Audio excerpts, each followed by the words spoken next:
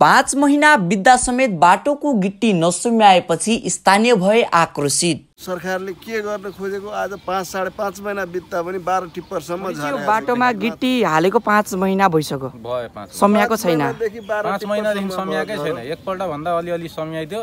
By chance यो ठाउँमा कुनै अपरिय घटना घटिदिँदा पनि यो ठाउँमा केही आउने बाटोसम्म छैन। न एम्बुलेन्स आउन गाडी पनि पल्टिदियो यसमा।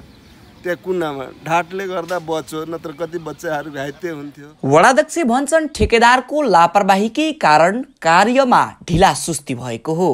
सुनचरीको बराहा क्षेत्र नगरपालिका वडा नम्बर 9 मा रहेको 26 पाइपदेखि सिकारीथानसम्म जोड्ने करिब 300 मिटर बाटोमा 5 महिना बितिसक्दा पनि गिट्टी नसम्याएपछि जनगुनासो बढ्न थालेको छ। कोशी प्रदेश र बराहा क्षेत्र नगरपालिकाको बजेट अन्तर्गत यो बाटो कालोपत्रे बन्ने योजनामा समेत रहेको छ, तर काम गराए भने ढिला सुस्ती।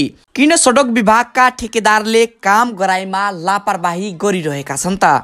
यो विषयमा किन नगरपालिका स्थानीय सरकार चुप लागेर बसिरहेको छ? यो विषयमा सम्पूर्ण निकायको ध्यान आकर्षण हुन आवश्यक छ।